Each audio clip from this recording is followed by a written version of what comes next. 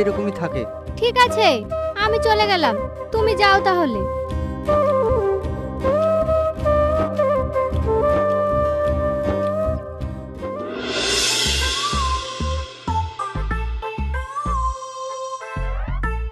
তুই আবার হেঁটে হেঁটে কোথায় যাচ্ছিস? আয়, আমার টুকটুকিতে এসে বস।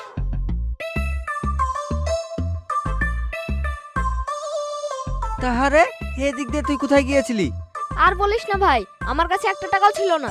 আর তুই তো জানিস তোর ভাবি অসুখ হয়ে পড়ে আছে, তার অপারেশন করতে অনেক টাকা লাগবে। সেজন্য মোড়লের কাছে গিয়েছিলাম কিছু টাকা আনতে।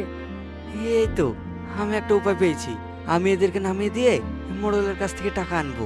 আচ্ছা দুঃখু, এই যে রাত দিন মেহনত করে তোর বউকে পড়াচ্ছিস, পরে তোর বউ চাকরি পেলে ভুলে যাবে না তো?